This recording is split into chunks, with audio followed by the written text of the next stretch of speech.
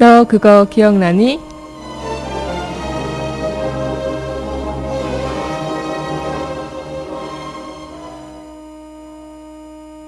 네, 오늘 너 그거 기억나니? 오랜만에 이 소재를 얘기하는 것 같아요. 영화 얘기를 해볼 건데요. 음, 지금 독신주의자 얘기에다가 별자리랑 혈액형 해서 매력 있나 없나 이런 얘기가 나왔는데, 여러분들은 혈액형 믿으세요? 혈액형에 대한 그런 성격 차이나 그런 걸 믿으시는지. 저는 혈액형을 따로 믿는 건 아닌데, 제가 좀 약간 기가 팔랑귀라서 약간 타로 그런 것들 있잖아요. 별자리, 운세 이런 거 좀 되게 재밌어 해요. 그래서 어느 날인가 지난번인가 타로 같은 거를 보면은 좀 되게 맞는데 진짜 이런 경우가 있잖아요. 그러면은 완전 믿어버려가지고 친구들이 너 진짜 너는 이런 거 보면 안 된다. 너 같은 애가 진짜 피 분다. 막 이런 얘기를 했었는데, 지금 갑자기 그런 타로나 운세 이런 것들을 여러분들도 좋아하시는지 궁금해졌어요. 그래서 약간 제가 생각했을 때는 이런 타로, 운세, 약간 운명 이런 거 믿는 사람들이 순수한 사람인 것 같아요. 아닌가요? 운명이 있다. 사랑의 운명이 있고 인연이 있고 이런 것들. 내가 이 자리에 있는 거는 필연이다. 이런 억진가요? 네. 정말 좀 살아가다 보면 진짜 운명인가? 이런 경우가 몇 번 있잖아요. 그럴 때마다 내가 꼭 이걸로 놓치면 안 될 것 같아. 이런 생각들도 들게 마련인데, 오늘 그래서 약간 이 영화는 운명이지만 좀 기구한 운명이죠. 그 내용을 다룬 영화인데요. 바로 영화 동감이에요. 제가 오늘 여러분들과 함께 추억을 해보고 싶은 영화는 바로 영화 동감인데, 이 영화 동감이 2000년대 나왔어요. 벌써 12년 전의 영화잖아요. 그때 당시에 요즘에 그 TVN 쪽인가요? 거기서 했던 유엔나 씨랑 지현우 씨가 그 드라마를 통해서 서로 연인이 됐던 인현왕후 맞나요? 그거랑 또 신느 이민호 씨랑 김희선 씨 나오는, 그리고 닥터진도 그런 종류였나? 약간 타임슬롯 그런 드라마가 요즘 많이 나오잖아요. 근데 이 영화 동감이 아마 원조였을 것 같아요. 이 12년 전부터 이미 타임슬롯이 12년 후에 굉장히 흥할 거야 라고 생각하면서 이제 나왔던 그런 영화인데, 대략 줄거리 여러분들 아시나요? 대략 보신 분들도 있으실 테고 안 보신 분들도 있으실 텐데, 이 동감이 김하늘 씨랑 유지태 씨가 주연으로 나와서 무전기 같은 그런 통신기로 서로 시대가 다르고 시간이 다른데 동시간대에 연결이 돼서 서로의 그런 이야기를 하는, 동감하는 그런 부분에서 나온 내용인데, 김하늘 씨가 1999년도 그때쯤 시절이고, 유지태 씨가 2000년대 시절, 그러니까 90년대 시절이죠. 90년대 시절이고 2000년대 시절인데, 그때 유지태 씨와 김하늘 씨가 서로 이제 다른 시대에 살고 있는 사람인 거예요. 그러다가 김하늘 씨가 그 짝사랑하는 사람이 동희 선배라고 박용호 씨로 나오는 그런 배역인데, 짝사랑하는 선배를 이렇게 만나다가 어떻게 하다가 그 선배 실험실에서 무전기를 하나 갖고 오게 돼요. 그리고 그걸 통해서 다른 미래의 유지태 씨를 만나게 되는 거죠. 그렇게 해서 고장난 전시기를 통해서 유지태 씨를 만나게 되는데, 그 날이 개기월식이 있던 날이잖아요. 이 개기월식이 진행되는 어느 날 밤에 낡은 전신기를 들고 온 김하늘 씨가 이상하게 집에 있는데 신기한 교신음 같은 게 들리는 거예요. 그래서 연결을 하다 보니까 어딘가 저 멀리에서부터 뭔가 되게 아늑한 그런 목소리가 나오게 되죠. 그래서 이게 뭘까 하다 보니까, 얘기를 하다 보니까 같은 대학에 다니는 학생인 거예요. 인이라는 학생인 거예요. 그래서 그러면 우리 그 시계탑 앞에서 만나자 이렇게 했는데 서로 기다렸어요. 하지만 서로의 당연히 다른 시대니까 나오지가 않죠. 그래서 다시 전신기를 통해서 연락을 하게 되는데, 김하늘은 기다리는 그날 시계탑 앞에서 기다렸을 때, 아니 나는 비가 너무 많이 왔다. 그리고 김하늘을 기다리던 그 유지태 씨는 비가 안 왔다. 그 서로 뭔가 다른 시대인가? 라는 걸 직감하게 돼요. 그렇게 서로 믿을 수 없게도 그 둘은 다른 시대에 살고 있는 사람이었던 거고, 그 전신기를 통해서 연락을 하게 된 거죠. 그렇게 정말 이렇게 계기월식을 계기로 교신하게 됐는데, 서로 그러면서 진지한 얘기도 하고 또 그 전신기로 서로를 공감하게 되죠. 그런 과정에서 김하늘 씨가 정말 충격적인 사실을 알게 돼요. 미래에 박용우 씨가 자기의 절친인 친구와 결혼을 한다는 사실, 그리고 그 결혼해서 낳은 아들이 바로 유지태 씨인 거. 그렇게 이야기가 결말이 되는데, 그 결말에서 정말 굉장히 김하늘 씨는 나중에 교수가 돼서 독신으로 살아가게 돼요. 근데 유지태 씨랑 김하늘 씨가 같은 학교, 그러니까 김하늘 씨가 그 유지태 씨 다니는 학교의 교수가 된 거잖아요. 지나치면서 유지태 씨는 김하늘 씨를 알고 쳐다보게 되고, 김하늘 씨도 나도 이미 다 알고 있다는 그런 눈빛으로 서로 그렇게 마주치면서 이야기가 딱 끝나는데, 네, 정말 이 동감을 보면서 저는 물론 이런 생각을 많이 했었어요. 뭐 어떻게 다른 시대에 사는 사람들이, 물론 이게 영화일 수도 있겠지만 교감을 하게 되고 서로의 마음을 트게 되면 사랑에 빠지게 되는 거잖아요. 근데 그렇게 되면 얼마나 서로 다른 시대에 살고 있다는 거 아니까 얼마나 힘들까라는 생각을 많이 했는데, 그 교신을 통해서 뭐 자신의 미래를 알게 된 거잖아요. 김하늘 씨는 어떻게 보면 자신의 미래를 뭐 짝사랑하던 선배가 자기의 절친과 결혼을 한다는 사실을 알게 됐고, 또 그렇다면 친구와 사랑을 둘 다 잃게 된다. 둘 다 잃을 수 없다. 그래서 유지태를 통해서 그걸 알게 됐고, 그럼으로써 마음의 정리를 하게 되죠. 그래서 저는 이 과정에서 그런 거 생각을 해봤어요. 여러분들은 미래를 미리 알고 있다면 어떨 것 같아요?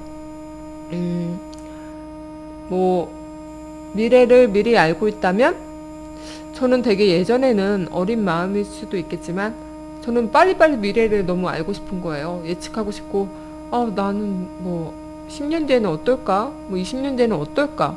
예측하고 싶은 거예요. 근데 예측을 하게 되면 물론 대비나 뭐 준비는 할 수 있겠지만 살아가는 재미가 별로 없을 것 같아요. 그리고 알게 되면 나는 어차피 이럴 거야 이렇게 되면 노력을 안 하게 되잖아요. 뭐 내 미래가 엄청 좋은 미래였다 이러면은 어차피 그럴 건데, 그러면서 약간 현실에서 노력을 더 안 할 것 같은데, 모르면 더 나은 삶을 살기 위해서, 더 나의 뭐 그런 성찰을 하기 위해서 그 순간순간 노력을 하게 되는 것 같아요.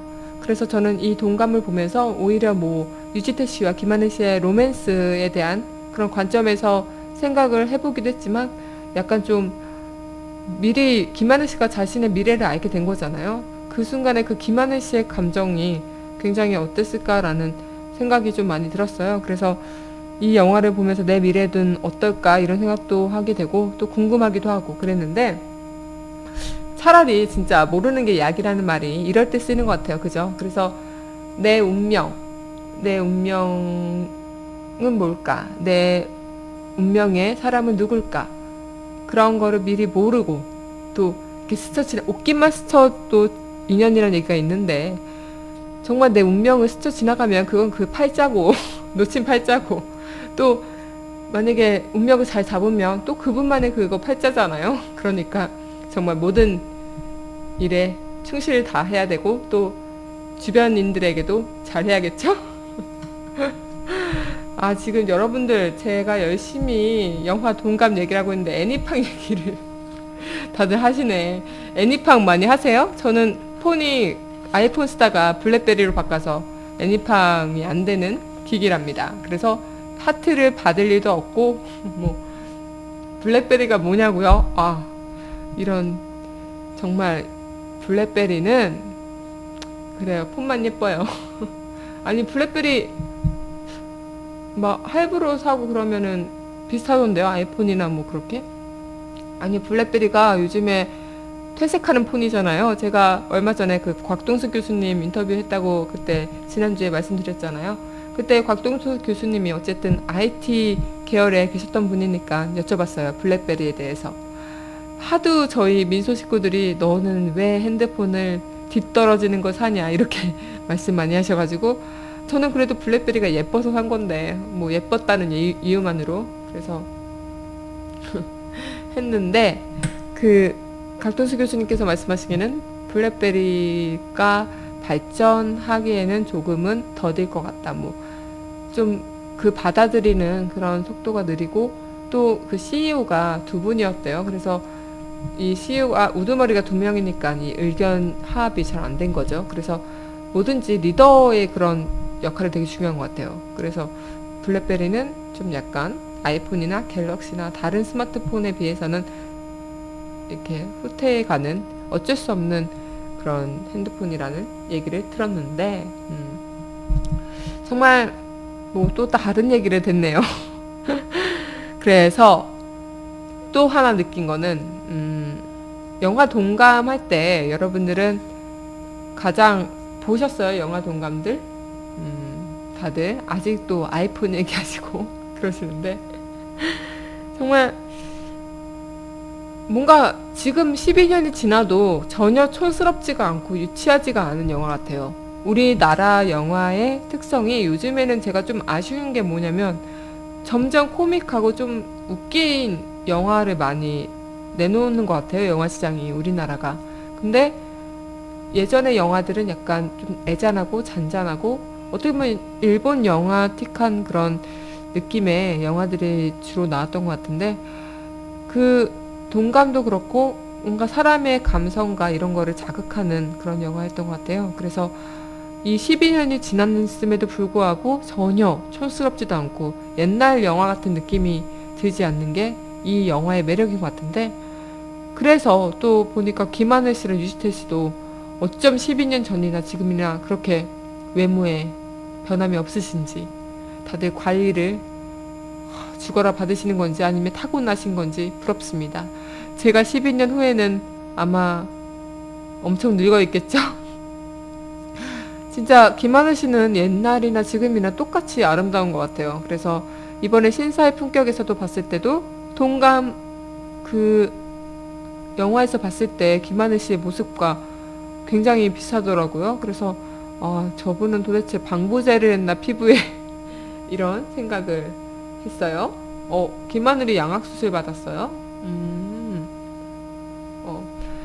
아유, 김하늘보다 제가 더 이쁘다 그러면 저 맞습니다. 정말 얼마 전에 그 김하늘 씨의 힐링 캠프를 봤는데 너무 예뻐서 뭐 왕따를 당한 적도 있다 이렇게 얘기를 들었는데 저는 뭐 너무 안 예뻐서 친구들이 많았나 봐요. 뭐 그런 건가? 예쁜 애들은 좀 약간 시기 질투 이런 게 있는 것 같아요. 진짜 너무 예쁘다. 같이 있으면 꿀리고 뭐 이런 거 있나? 저랑 있을 때는 전혀 그런 게 없을 테니. 아무튼 그렇고요. 그래서 제가 뭐 이미 말씀드리면서 다 볼매들을 말씀드렸는데 시공간을 초월한 이야기가 현실성 없는 로맨스가 오히려 더 매력적으로 다가왔고 변하지 않는 배우들의 외모 그리고 반전 결말이 뭐 김하늘이 독신주의자 뭐 이렇게 됐다 이렇게 얘기가 됐다는 게 좀 약간 동감의 매력 포인트가 아닌가 싶은데 저 노숙하는 거 보셨어요? 그 아시죠? 그 MBC랑 KBS랑 YTN 이렇게 또 국민일보도 같이 언론 노조가 총파업을 했을 때 여의도 희망공원에서 텐트를 치고 파업을 하셨거든요. 그때 저랑 제 동기가 취재를 나갔었는데 텐트에서 자고 엄청 추웠어요 그날. 막 그 갑자기 생각이 안 나는데 그 뭐죠? 텐트 안에서 잘 때 침낭을 이렇게 침낭 안에서 자는데 진짜 너무 추운 거예요. 근데 점점 침낭 안에서 제 몸이 따뜻해지는 걸 느꼈었어요. 아, 이게 침낭의 매력이구나 라는 생각을 했었는데, 네, 정말 그때 기억이 참 많이 나는 것 같아요. 그리고 그때 고생은 하긴 했는데 많은 분들도 이야기 나눠보고, 또 MBC 기자분들, 또 KBS 아나운서분들하고도 이런저런 얘기도 많이 나눠봐서 참 좋은 시간이었던 것 같은데요. 뭐 물론 지금 이야기를 영화 동감에서 참 노숙하는 얘기까지 스펙트럼이 넓어요. 네, 그러면 영화 동감의 OST 가장 유명하죠? 임재범의 너를 위해 듣고 다음 동감 이야기로 넘어가도록 할게요.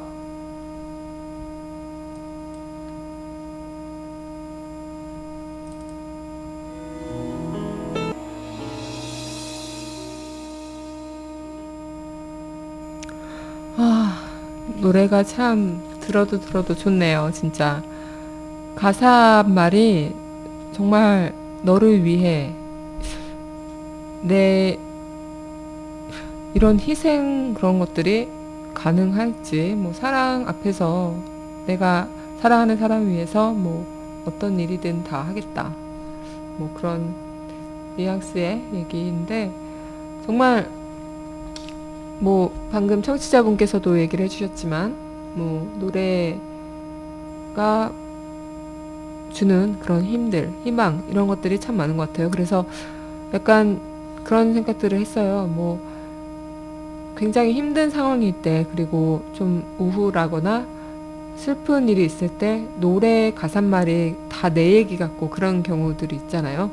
그게 노래의 힘이 아닌가 그런 생각이 드는데, 진짜 이 영화에서도, 모든 영화가 그렇지만 영화 안에 있는 노랫말 그리고 노래들이 그 영화의 특색을 굉장히 많이 생각해 주는 것 같아요. 그래서 임재범의 너를 위해서도 영화 동감에서 더욱 빛을 발하게 된 것 같고 그렇습니다.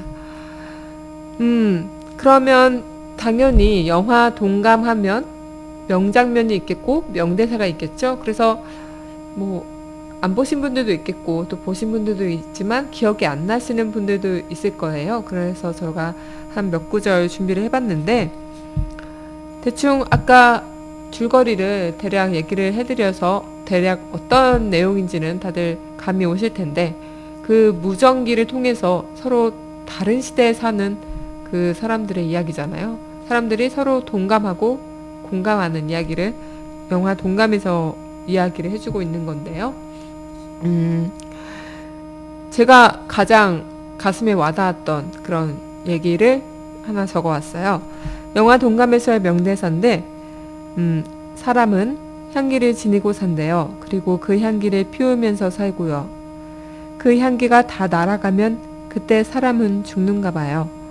그런데 어떤 사람은 죽어도 그 향기가 나는 사람이 있대요. 그리고 그 향기를 다른 이에게 옮기는 사람도 있고요. 나 그 사람의 향기를 알아요. 언제 어디서고 눈을 감으면 맡을 수 있어요. 그 사람과 나, 우린 분명 같은 감정으로 살아요. 같은 기쁨, 같은 슬픔, 같은 향기를 지니면서 그렇게 살 수 있어요. 1979년의 이 기분이요. 2000년대에서도 알 수 있을 거예요. 네, 김하늘의 대사예요.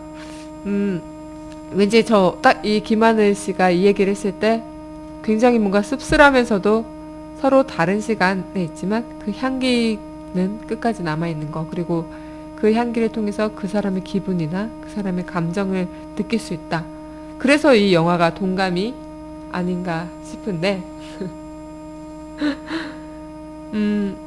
진짜 사람의 향기, 그 청각이나 뭐 후각이나 어떤 오감, 사람의 오감 중에 가장 뇌에 깊게 인식이 되는 게 후각이래요. 저는 몰랐는데 사람이 맛있는 음식을 뭐 먹고 싶다 이런 느낌을 할 때 미가 순간 맛있는 음식 하니까 흥분했나 봐요. 미각이나 후각, 그러니까 시각도 그런 역할을 많이 하지만 후각, 음식 냄새가 기억에 가장 많이 남는다고 하더라고요. 그리고 그 영화 향수나 뭐 소설책 향수 이런 것도 볼 수 있는데, 거기서도 알 수 있듯이 약간 좀 사람의 그런 잔향 같은 게 뇌리에 굉장히 깊게 박힌대요. 그래서 향수라는 게 그래서 발견이 됐다고 하는 건 아니겠지만 향수는 그때 파리 프랑스에서 냄새가 너무 심해서 그거를 없애려고 발명이 됐다고 하는데, 뭐 여자분들이나 남자분들이 향수를 뿌리고 딱 스쳐 지나갈 때 그 향수 냄새가 싹 이렇게 나잖아요. 그 향수 냄새가 기억이 난다고 하더라고요.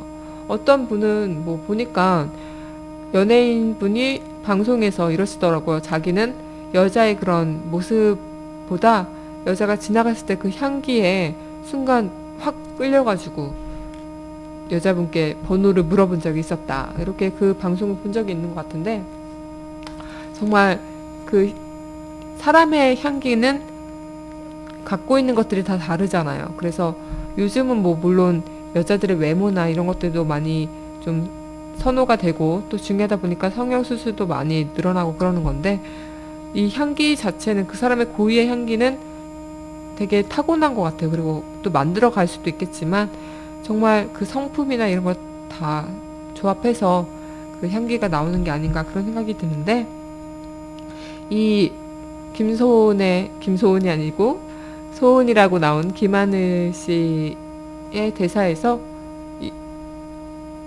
정말 이 영화가 왜 동감일 수밖에 없는지를 알게 된 것 같습니다. 그리고 또 하나 얘기를 해드릴게요. 유지태 씨가 그때 명대사를 했던 건데, 오늘 당신을 봤어요. 정말 예쁘고 밝았어요. 아주 잘 살고 있고요. 소은 씨 옆을 스치는데 소은 씨가 말해주던 향기가 났어요. 그 향기가 어떤 건지 맡을 수 있었어요. 이렇게 응답을 해주죠.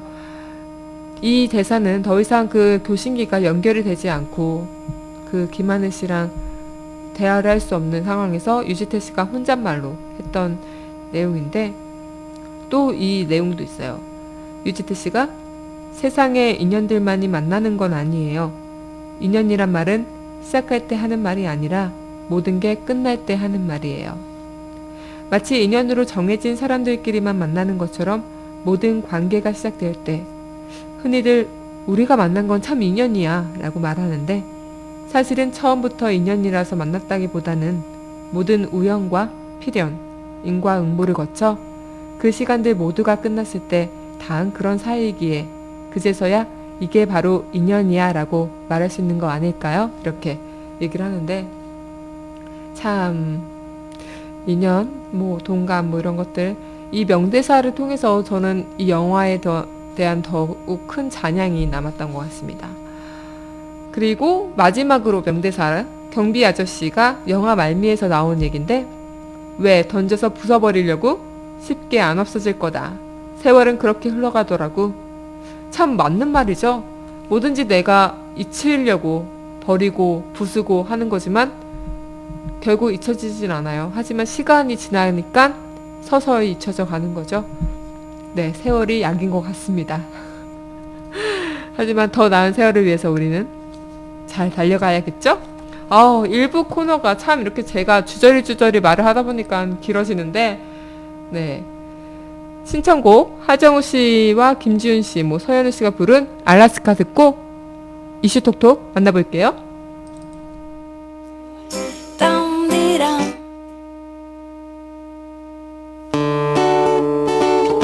네,